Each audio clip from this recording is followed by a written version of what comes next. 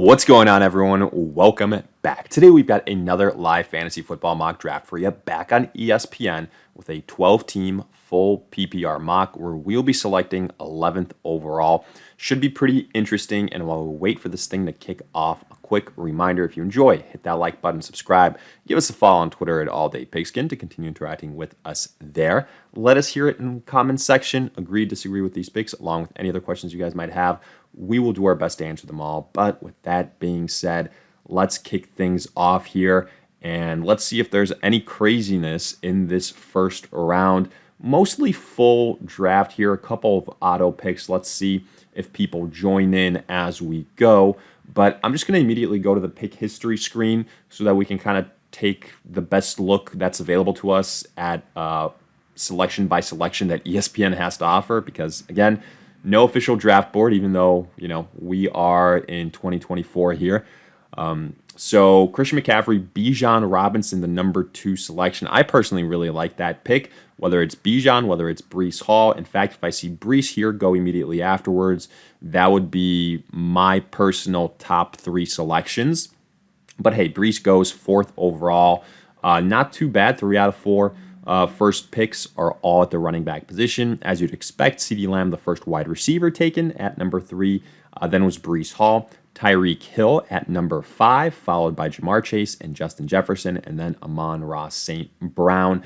So as I mentioned before, we are picking 11th overall here. It's actually a spot that I kind of like. I actually enjoy picking towards the end of the first round in these 12 or 10-team leagues. I feel like it allows you to get that really good combo of a tier 1 running back and a tier 1 wide receiver. So the way that I'm doing this right now, typically I might go with a tier 1 wide receiver, but right now the best running back that I have available to me, in my opinion, is Jonathan Taylor. So afterwards, there's kind of a drop-off. For that reason, I went JT first, and now I'm going to get one of the 2 guys, A.J. Brown or Garrett Wilson, that's still available. And shockingly, they're both available because after we went Jonathan Taylor, we had Isaiah Pacheco and Devontae Adams being selected ahead of A.J. Brown and Garrett Wilson. That's wild to me, considering the amount of question marks he has surrounding him. So here, what are we going to do? I personally have Garrett Wilson ranked a little bit higher than A.J. Brown, so I'm going to go that way with it. To me, it just I feel the breakout coming for Garrett Wilson. He's the number 1 guy there for Aaron Rodgers. I think that everything that we expected last year, we're going to see this year, just a year delayed. A.J. Brown was a very close second choice. Then it would have been Puka Nacua. I have Puka Nacua a little bit lower now because of, he got tweaked things a little bit in camp. But either way, I think Garrett Wilson, A.J. Brown, that's a good problem to have if you're picking between those 2 guys. But let's quickly go to the second round and break down these picks as best as we can to kind of simulate the draft board experience, right? Devontae Adams was the first pick, which I didn't like. Garrett Wilson was our selection, 2nd overall. In the second round, then you see Derrick Henry. A.J. Brown going where he did was a really good value. Don't see that too often. Kyren Williams, then Travis Etienne, then Puka, and then Joe Mixon, followed by Michael Pittman. So right now we're pretty balanced. We've got, in my opinion, a tier 1 running back, a tier 1 wide receiver. Jonathan Taylor was our first pick, and again, I just thought that if we went with a wide receiver in the first round, the chances that Jonathan Taylor gets back to us after 2 selections probably was pretty low. And again, you got to play the tier drop game. And there really is, in my opinion, a big tier drop after Jonathan Taylor because you get to the guys like Kyren Williams, Etienne, Derrick Henry, where there's a lot more question marks, right? With Kyren Williams, you've got Blake Corum. With Derrick Henry, you have kind of the lacking of the pass catching abilities, age, things like that. Just to name a few. But continuing on in the second round, I believe we left off with Joe Mixon and Michael Pittman. The last 3 picks were Achane, Marvin Harrison, and then Drake London. I like Drake London at the end of the second round. I've been saying that that's a pick that I really like. If it's a 10-team league, that translates to an early third-round selection. Then in the third round, officially underway, right? DK Metcalf, Sam Laporta, Nico Collins. By the way, Sam Laporta, your first tight end drafted. So Sam Laporta, Nico Collins, Rashad White, Travis Kelce, James Cook, Mike Evans. Now, looking at these picks, the fact that Chris Olave is still there, as soon as I say it, obviously, he gets drafted. I was going to say it's pretty good value. Stephon Diggs goes immediately afterwards. Alvin Kamara is still there. I think that's pretty good value. Let's look at all the running backs, though, right? Jalen Waddle just went. He was going to be another name that I was targeting. But now this kind of makes my choice pretty easy because I think there's a kind of, again, another drop-off with the running backs. If I don't go with Alvin Kamara here, like the next guy would have been Josh Jacobs, but afterwards, Kenneth Walker, Ramondre, Aaron Jones, a lot more question marks there. So Kenneth Walker goes. Let's see if this isn't Cooper Kupp. Oh, yeah, I knew that was going to happen. I was going to say, if this isn't Cooper Kupp, then Cooper Kupp, welcome to the squad, but not exactly. I think I might go Josh Jacobs here, secure, 3 running backs, 3 somewhat high upside running backs at that. I'm looking at the wide receivers. Cooper Kupp being gone now really, poured some cold water on that momentum that we had. But I think Josh Jacobs is a fine pick. So we continue to move on. For me, it's just a little bit tough to get excited about guys like Brandon Ayuk, Devonta Smith, Deebo Samuel. With Brandon Ayuk and Deebo, there's just so many mouths to feed in San Francisco. I've been saying that all year long. Devonta Smith, the number 2 there behind A.J. Brown. So I think there's just naturally more inconsistencies. Malik Neighbors is a guy that I do like. But I think it was a little bit too early at that point in time to pull the trigger on him. I think somebody like a T. Higgins and a George Pickens have similar type of upside. But looking at some of these other selections, again, let's go back to the pick history to break down the 4th round. If Cooper Kupp was there, he would have been the easy selection for me. He's a guy that I really like in the 4th round in general. But after we went Josh Jacobs, then it was DJ Moore. Look, I love the talent of DJ Moore. I've been saying this, again, for a while, since last year, even when he got traded to Chicago. But now with the additions of Keenan Allen, Rome Odunze, this situation for DJ Moore with the Chicago Bears in 2024 is a much more different situation than it was in 23, where he was the volume guy. Like, everything went through him. And sure, you've got a quarterback upgrade, in my opinion. Caleb Williams over Justin Fields, but it is a rookie. Historically speaking, you look at the stats. Sustaining a high-end fantasy producer happens less than you might expect when you've got that rookie quarterback. And again, I wouldn't be shocked if DJ Moore ends up being the number 2 option behind Keenan Allen. I think Keenan Allen, you could argue, is the better value here. So that's why I didn't go DJ Moore's way. After DJ Moore, Dalton Kincaid. I think it's a little bit early for him, all things considered, honestly. But I get the upside, I do. Brendan Ayuk, Ramondre, Malik Neighbors. Yeah, there goes Neighbors. Deebo Samuel, Josh Allen. I believe Josh Allen is our first quarterback off the board, which pretty late here. Let me double check. Yeah, Josh Allen, first quarterback off the board all the way towards the end of the 4th round, which, don't get me wrong, I think that's how it should be. So, yeah, Josh Allen there, then Devonta Smith, and Patrick Mahomes, then Jalen Hurts. So running those top-tier quarterbacks at the end of the 4th. Nice. Then in the 5th round, Mark Andrews, Zamir White, Tank Dell, a name that I didn't want to see, Trey McBride here for the Arizona Cardinals tight end. I thought he was the next kind of best tight end left available, high upside tight end. I thought I didn't think that Trey McBride would fall to us, but I thought Kincaid might. Instead, here they get flip-flopped a little bit. Then afterwards, you see C.J. Stroud and DeAndre Swift being selected. So now I'm looking at these guys. We need another wide receiver, right? T. Higgins would be probably at the top of my list. George Pickens as well. Lamar just went. I wasn't targeting a quarterback.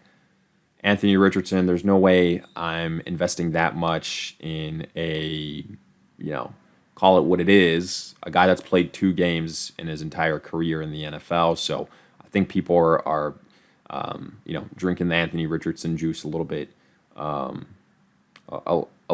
too soon. But either way, I think we're going to get either T. Higgins or George Pickens. And in fact, it will be T. Higgins because George Pickens just got selected here. So I think T. Higgins is a good number 2 wide receiver for us. Now, let's see what happens at this point in time. Calvin Ridley just got selected.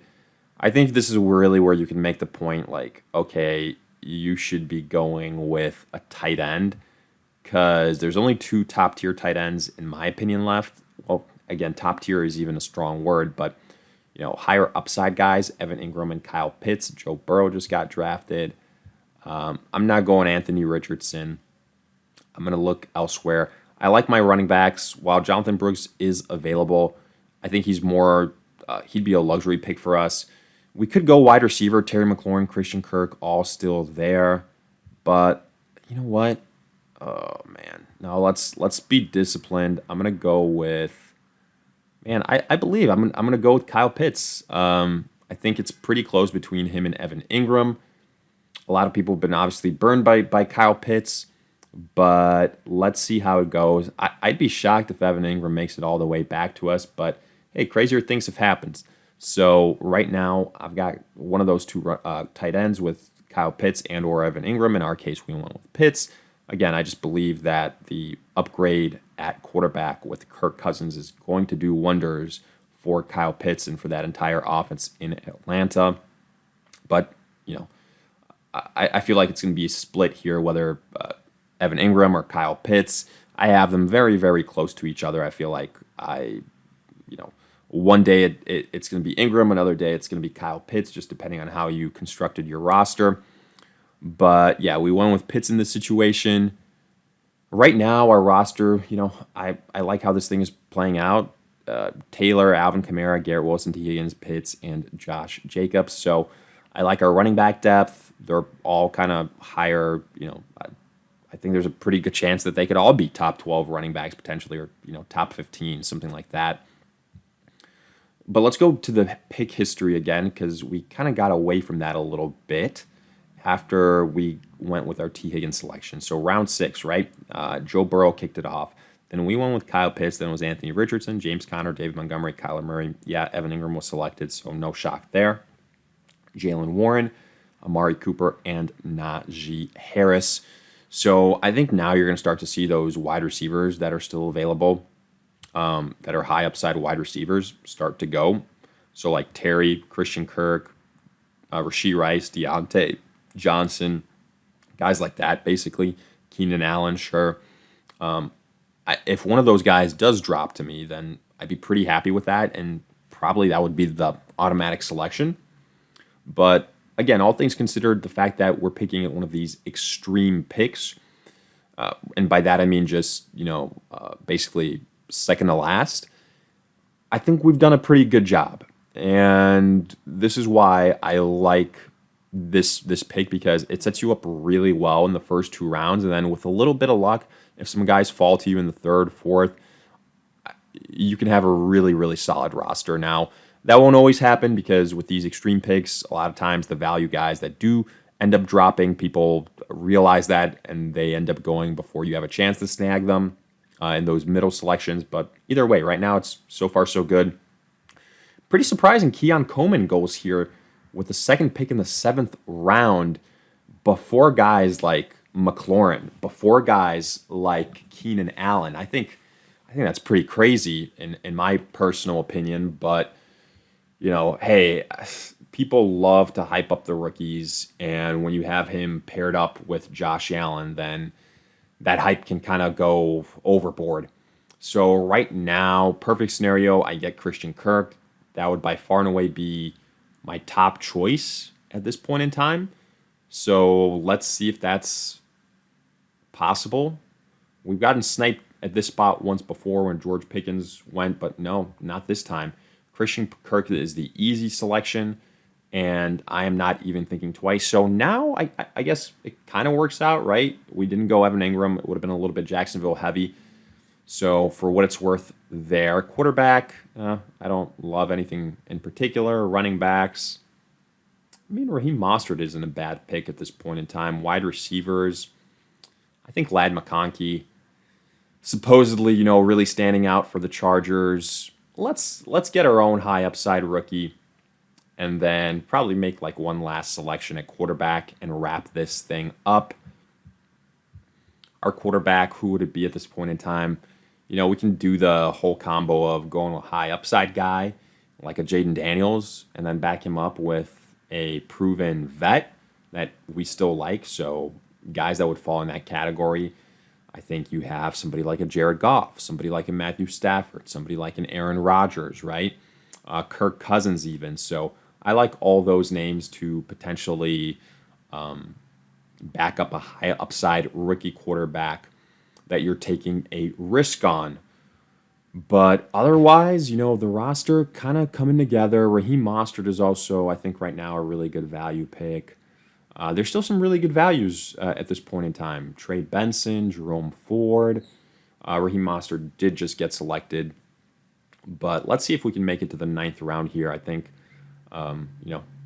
this draft is going decently fast and won't keep you guys too long. But again, just recapping our roster: Jonathan Taylor, Alvin Kamara, Garrett Wilson, T. Higgins, Kyle Pitts, Josh Jacobs. Then our bench. I really like our bench so far: Christian Kirk, Lad McConkey. Keep in mind this is a 12-team league, so I think right now it's looking pretty good. Jerome Ford did just get selected here, a second pick in the 9th round. Let's show the pick history again. So yeah, Trey Benson, Jerome Ford, a lot of those names that we mentioned naturally have been selected just because, that value is staring you right there in the face. Marquise Brown, I also think, is a solid selection. Has Rashee Rice been selected yet? Yeah, he was. So now Nick Chubb just to me is a little bit too scary. Yeah, it's one that do you really know when he's going to take the field? Not really, right? Devin Singletary, I was about to say his name. I think he's more of a running back 3, but starting running back nonetheless. He just got selected. Then Rome Odunze, Brock Bowers. But I think we're in a good situation here to select somebody like a, if I wanted to go running back, I'd be looking at Blake Corum. I'd be looking at Chase Brown.